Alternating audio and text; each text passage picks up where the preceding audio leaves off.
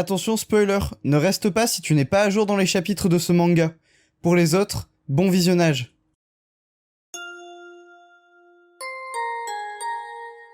Bonjour à tous, c'est Saliste et on se retrouve aujourd'hui pour la review du chapitre 399 de My Hero Academia, à ça du chapitre 400, donc j'espère que vous serez encore nombreux dans 2 semaines pour le chapitre 400, puisque la semaine prochaine il y aura une pause dans les chapitres, mais on y reviendra à la fin du chapitre d'aujourd'hui.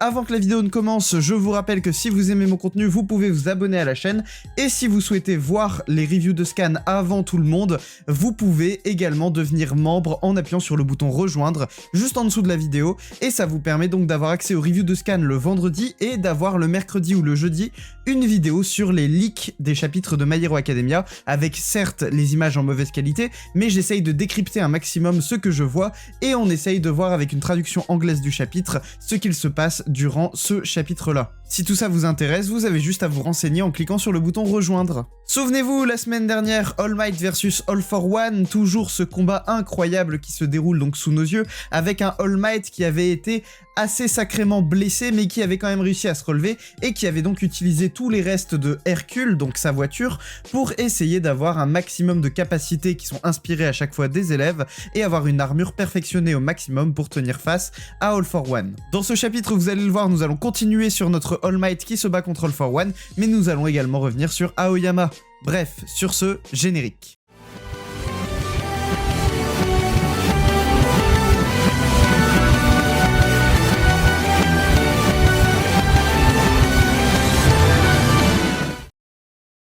Le chapitre s'ouvre sur All Might qui s'enfuit donc d'une attaque de All for One. Il détruit les immeubles en passant et All Might essaye d'ailleurs de circuler d'immeuble en immeuble en utilisant les bras mécaniques qui sont inspirés de Mezo Shoji. Il utilise donc 2 haltères en même temps. Je vais mettre haltères ici entre guillemets puisque ce n'est pas vraiment des haltères mais ce sont plutôt des équipements. Il utilise donc Tentacle qui est donc inspiré de Mezo Shoji et Froppy Suction Cups qui est inspiré de Tsuyu. On voit qu'il se prépare à une attaque donc avec Tailman, l'haltère de Mashirao, et Shoto, donc l'altère de Shoto, puisque le nom de héros de Shoto c'est Shoto. All Might analyse la situation et se rend compte que malgré le fait qu'All for One a l'air de quand même dominer ce combat, il se fatigue de plus en plus, ce qui le force à rembobiner son corps plus vite, et donc plus il subit de dégâts, plus il rajeunit, ce qui le rend plus impulsif, et il réfléchit beaucoup moins à ce qu'il va faire, et c'est là qu'il faut trouver une faille.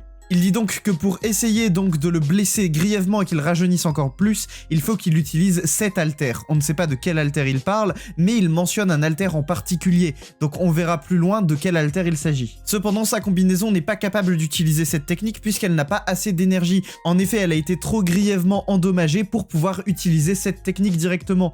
Donc il utilise Anima, les petits robots corbeaux, pour aller lui chercher de l'équipement supplémentaire pour faire cette technique ultime. All for One utilise une attaque à base de lames qui traverse donc les murs des bâtiments pour ressortir tout autour d'All Might et le toucher à différents points de son armure, mais celui-ci arrive globalement à esquiver cette technique. All for One pense que pour lui c'est déjà gagné et il lui dit « Je sais ce que tu as prévu, mais je vais changer ton petit sourire en pure agonie. Sans aller jusqu'au bout, je vais te tuer en faisant un minimum d'efforts. » Donc All for One assoit ici sa domination sur All Might en lui disant qu'il ne fera même pas d'efforts et que ça suffira pour le tuer.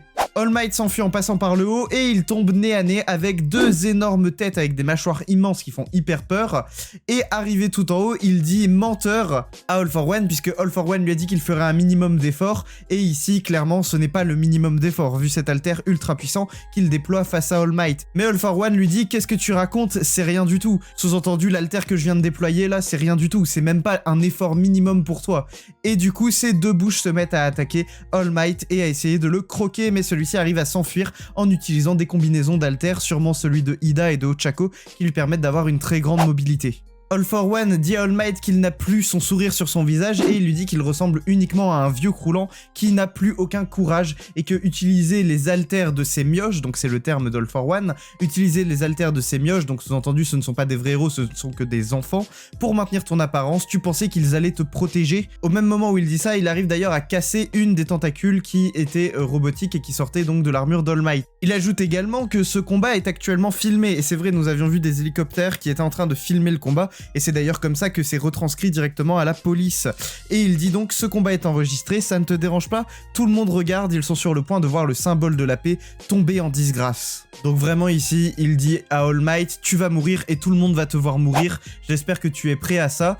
Et juste derrière, sur la page suivante, All for One surgit d'un mur, littéralement. Il sort du mur, il a une tête qui fait extrêmement peur, et il dit ta lumière s'est éteinte, et il frappe All Might directement sur le côté, donc sur le flanc latéral, exactement là d'ailleurs où il avait déjà été blessé auparavant par All for One, et donc il le frappe au flanc à pleine puissance, et All Might prend le coup de plein fouet.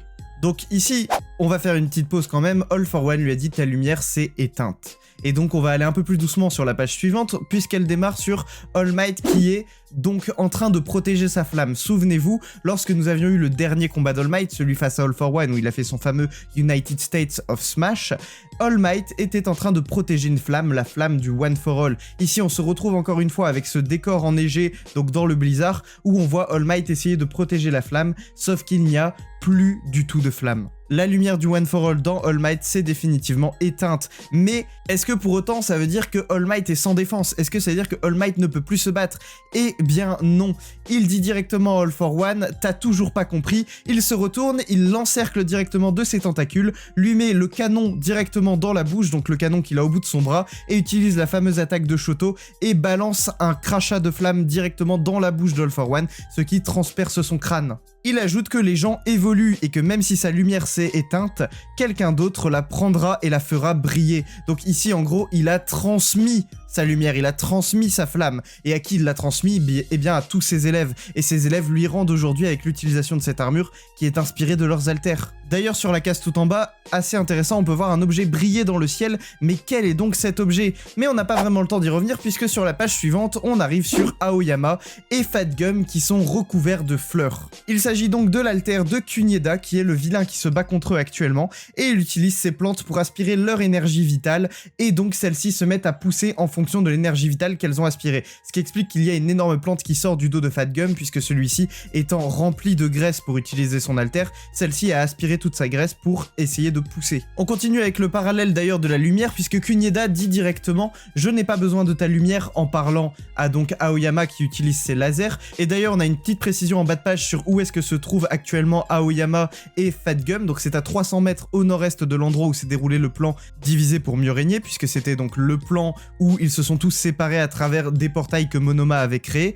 À l'exception d'un seul, les 32 héros chargés de s'occuper des vilains restants ont tous été vaincus. Donc quand il dit tous les héros ont été vaincus, on parle ici de tous les champs de bataille. Souvenez-vous, certes les vilains ont perdu, comme par exemple Toga, elle a perdu, mais techniquement Ochako aussi a perdu puisque Ochako est hors combat. Et quand on repense à chacun des héros, Tenya est hors combat, Shoto est hors combat, bref tous les héros sont hors combat sauf un seul. Et là ici Aoyama est hors combat ainsi que Fat Gum, qui est donc ce dernier héros restant. Alors me dites pas All Might, ce n'est pas de lui qu'il s'agit. Il y a bien un héros qui n'est pas encore vaincu et on verra ça dans la suite des pages. Sur la page suivante, Kunieda continue de se moquer d'Aoyama, donc il lui avait dit que sa lumière ne servait à rien, puisqu'apparemment ses graines ne peuvent pousser qu'à partir de chair humaine. Donc la lumière et l'eau, ça ne sert à rien, elles poussent dans la chair des êtres humains qu'elles envahissent. Fat Gum nous précise quelque chose dont on pouvait déjà se douter, les racines se sont enfouies dans son corps et ça l'empêche d'utiliser son altère. Donc il s'en remet 100% à Aoyama qui doit utiliser le sien pour sauver la situation. Une énorme fleur donc sort du corps de Fat Gum qui vient de s'évanouir et elle a un peu l'apparence de Fat Gum d'ailleurs et Kunieda s'étonne de ne jamais avoir vu une fleur aussi grande. C'est la fleur la plus grande qu'il ait jamais vue et d'ailleurs quand une fleur éclot, elle balance du pollen qui crée d'autres fleurs. Ce qui fait que ça a créé une réaction en chaîne et ça a fait plein de petites fleurs à partir de la géante fleur de Fat Gum. Autant dire que c'est la merde pour nos deux héros qui sont sur ce champ de bataille, puisque Fat Gum, bon déjà il est hors combat, il s'est évanoui, et en plus de ça, il a totalement aidé Kunieda en créant plein de petites plantes malgré lui. Donc maintenant, comment Aoyama va-t-il faire pour s'en sortir face à toutes ces plantes ? D'ailleurs, sur la page suivante, une des plantes balance la ceinture d'Aoyama, donc elle avait volé sa ceinture, et donc on voit sa ceinture complètement détruite, et elle la donne dans les mains de Kunieda. Il dit « Tu ne peux plus fuir, sale traître », donc ici il s'adresse directement à Aoyama, puisque on le rappelle, c'était lui le traître de Yue. Sans cette ceinture, ton nombril laser fuit sans raison, depuis le début tu es faible, alors que moi je deviens de plus en plus fort au fur et à mesure que mes fleurs poussent. Il continue de se moquer d'Aoyama, lui dit que c'est une simple marionnette dont la vie est insignifiante et pitoyable, et Aoyama se souvient donc de son enfance, de quand il a eu cette fameuse ceinture, qu'il était très heureux d'enfin avoir un alter qu'il peut contrôler avec la ceinture qui empêche son nombril laser de fuir comme il le dit, et donc ici on voit qu'il se raccroche à ce souvenir heureux pour ne pas oublier qu'avant tout il est un héros. Aoyama lui rétorque que c'est exactement pour ça qu'il a dit merci tout à l'heure, alors j'ai cherché dans le chapitre, j'ai pas vu une seule fois le merci dont il fait référence, à mon avis il fait référence à un autre moment qui date d'il y a plusieurs chapitres avant, donc la dernière fois qu'on avait vu Aoyama, c'est-à-dire il y a plus d'1 an, donc très honnêtement j'ai un peu la flemme d'aller vérifier, mais donc apparemment il aurait dit merci, et donc même Kunieda s'étonne de ça, elle lui dit t'as fait ça, genre en mode t'as dit merci, mais à quel moment t'as dit merci? Et il dit « Le fait que tu me traites de traître m'a rappelé mes péchés et m'a rendu encore plus déterminé à m'accrocher à leur lumière, donc la lumière de ses camarades. » Il conclut par « Je veux briller plus fort que jamais » avant de tirer une salve de laser qui part dans toutes les directions. Et ici, Kunieda continue de se moquer de lui et lui dit « Comment s'accrocher à quelque chose que l'on ne voit pas?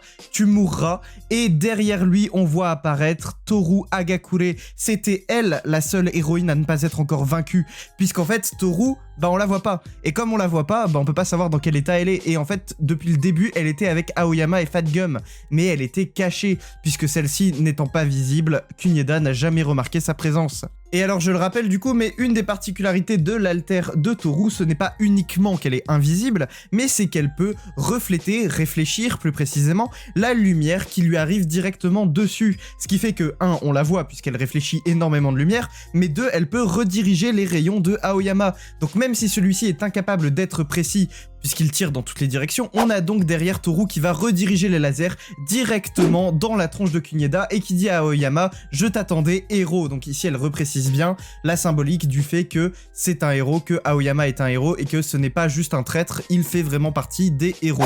On revient juste très légèrement sur la page précédente puisque tout en bas on peut voir All Might avec le blizzard autour de lui, mais on remarque également des éclats de lumière qui flottent dans les airs et qu'il ne faut pas confondre avec des flocons, et donc ces éclats de lumière représentent les élèves, puisqu'on a All Might qui disent que ça lui permet de rallumer sa flamme. Alors je vous arrête tout de suite, hein, les élèves vont pas redonner le one for all à All Might, enfin genre c'est pas ça qu'il veut dire quand il dit rallumer sa flamme, hein. Il dit juste que ça lui permet de continuer de se battre, ça lui permet de continuer d'être un héros, et ce qui lui permet d'être un héros, ce sont les autres élèves. En même temps, sur la page d'après, on en revient finalement à All for One contre All Might. Les corbeaux ont ramené le reste de Hercule qui s'est matérialisé sous forme de moto avec un espèce de canon tout au bout. Celle-ci se dirige vers All for One. On a All Might qui dit « Je n'ai pas l'intention de perdre All for One, tu ferais mieux de te souvenir de ce nom. » Et il dit Can't Stop Twinkling, donc ici ça a été traduit sur mon chapitre à scintille sans s'arrêter, mais en fait Can't Stop Twinkling c'est le nom de héros de Aoyama, et donc c'est sa technique, vous l'aurez reconnu, avec un laser qui part de cette moto et qui vient s'écraser directement sur All for One. Fin du chapitre 389, pas de chapitre la semaine prochaine. Abonnez-vous, laissez un pouce bleu, activez la cloche, n'hésitez pas à me suivre sur les réseaux sociaux, Twitter, enfin maintenant X, Instagram, TikTok, tous les liens sont dans la description. C'était Saliste et je vous dis à la prochaine pour une prochaine vidéo. Salut!